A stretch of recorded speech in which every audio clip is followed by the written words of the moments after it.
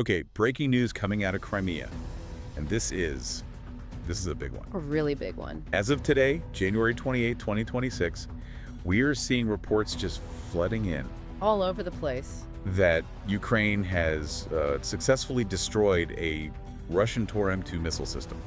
And the fallout from this is happening right now. It is. Explosions are rocking the peninsula, the Kerch Bridge is totally closed, and multiple airfields are under attack as we speak. It is absolute chaos on the ground. But before we dive into all the smoke and fire, a quick message for everyone listening who supports Ukraine and wants to stay ahead of the curve. You'll want to hear this. Subscribe to Defense Reports, your go-to source for timely, in-depth military and defense reports. You do not want to miss what is coming next. Absolutely. The pace of these developments is it's unprecedented. I'm Alex. Join me with Aria in the latest podcast by Defense Report for a sharp, no-nonsense breakdown of the latest in global defense news, military technology, and strategic developments. And today we're going to cover, well, the systematic dismantling of Russia's air defense in Crimea. Starting with this huge strike on the Tor-M2 near Kacha. But that's not all. We're also going to get into, I guess you could call it the Arctic mystery. Right. Why is specialized Russian equipment that's designed for the North Pole suddenly burning up in the subtropics of Crimea? And we've got some wild tech to talk about. I mean, living antennas, Yeah. fiber optic drones that are basically immune to jamming. And we'll tie it all together with the industrial pincer. How Ukraine is hitting the weapons at the front and the factories building them in the rear. Okay, let's unpack this. We have to start with the main event, the night of January 27th. Set the scene for us. What actually went down? So late on the 27th, Ukraine's defense forces, specifically their unmanned systems forces, launched a very precise strike near Kacha in occupied Crimea. And Kacha isn't just a random town, right? No, not at all. It's a key military hub. Their target was a Russian Tor-M2 surface-to-air missile system. And for those of us who haven't memorized all the NATO designation codes, why is the Tor-M2 such a big deal? Well, it's much, much bigger than just hitting a tank. Think of the Tor-M2, or the Gauntlet, as NATO calls it, and think of it as the goalie. The goalie. I like that. It's a point defense system. Its whole job is to sit next to something incredibly valuable, like an airfield or a command post, and just swat drones and cruise missiles out of the sky. So it's the high-tech bodyguard. Exactly. It's got 16 vertically launched missiles, its own radar spinning on top, and it costs about $25 million. $25 million. Per unit. It's supposed to be the ultimate shield. So here's the part that gets me. You have a system designed from the ground up to kill drones. Well, That is its main job in this war. it is. And it was destroyed by a drone. It is the supreme irony of this conflict. And credit where it's due, the unit responsible was the 412th Nemesis Brigade, specifically the Asgard Battalion. These are elite operators. What do they use? A huge missile. No, that's the amazing part. They used a heavy multi-rotor bomber drone, basically a large commercial drone they've modified for combat, and they used it to drop munitions directly onto the top of the turret. Oh wait, right on top, like dropping something down a chimney. Exactly where the radar and the missiles live. If you hit that spot, you ignite the solid rocket fuel in those missile canisters. And then? Catastrophic secondary explosion. The vehicle doesn't just get disabled, it's vaporized. But how does a drone get that close? I mean, this thing is supposed to see it coming from miles away. Well, that's where the skill comes in. Every radar has what's called a cone of silence directly above it, a blind spot. Uh-huh. So the Nemesis Brigade likely exploited that, or maybe they timed the attack for when the system was reloading. But the result is what matters. As soon as that goalie was gone, the net was wide open. And that leads us to the domino effect. Because the very next night, today, January 28th, we see this explosion of reports about hits on the Kacha and Saki airfields. Classic cause and effect. It's a SEAD operation. Suppression of enemy air defenses. You take out the shield on Tuesday so you can hit the target behind it on Wednesday. And locals are reporting secondary explosions. Huge ones. And the Russians panicked. They shut down the Kerch Bridge completely because they realized their air defense umbrella now has a massive hole in it. It just shows the level of planning. This isn't random, it's a checklist. A very expensive checklist for Russia, Let's talk about the money. You said the Tor is $25 million. give or take, yeah. And the drone that killed it, what does that cost? Depending on the exact model, anywhere from maybe $5,000 to $50,000 for a really high-end heavy bomber drone. That math is just, it's Yes. staggering. You could lose almost 1,000 drones and still come out financially ahead if you get one Tor. And that's why this is completely unsustainable for Russia. I mean, Yeah. just in 1 week in January, the Nemesis Brigade alone wiped out something like $300 million of Russian air defense systems. 300 million Yeah. in a week. We're talking S-350 radars, Buck M3s, Tunguskas. They are bleeding high-tech deer faster than they can possibly build it. Which brings us to some of the really weird stuff we're seeing. Because the Russians are clearly feeling this pressure, and their solutions are getting, well, desperate. It's this bizarre mix of high-tech and almost medieval tactics. Let's start with the living antennas. I saw that in the notes and honestly thought it was a metaphor. I wish it was. No, it's literal. Their automated relay systems are getting destroyed or jammed, so there are credible reports of them using soldiers as human relay stations. You're kidding. They send a guy out into a field to hold a high-gain antenna just to extend the signal range for their drone operators. That's insane. You're turning a soldier into a giant walking shoot me sign. You are.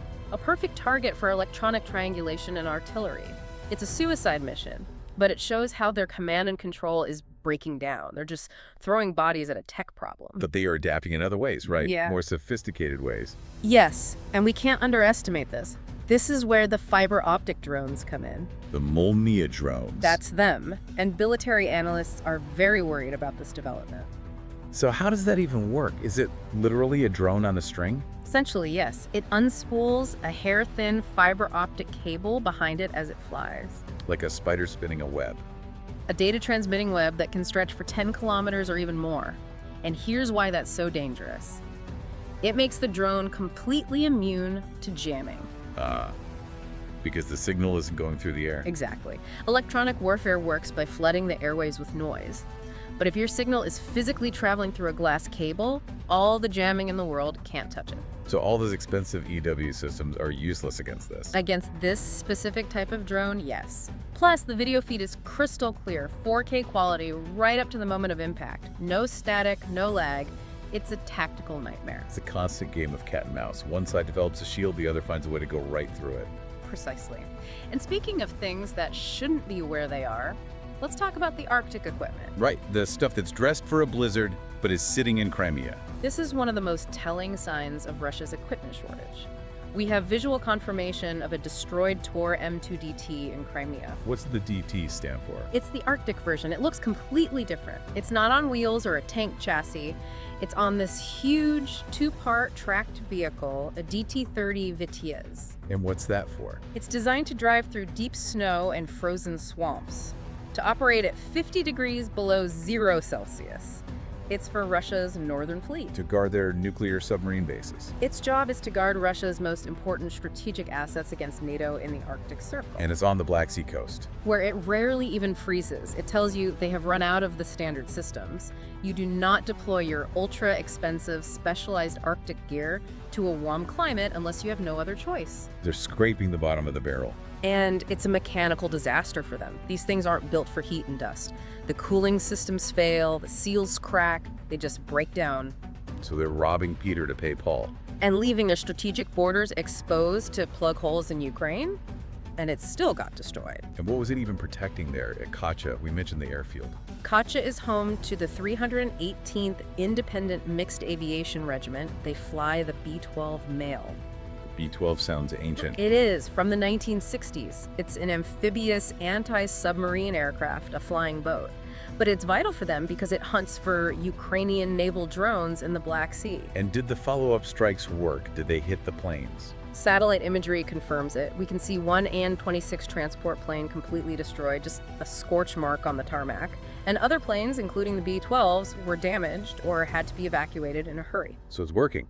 Kill the goalie, then score on the open net. It's a textbook see then strike doctrine, and Ukraine is executing it flawlessly with drones. But they're not just hitting Crimea.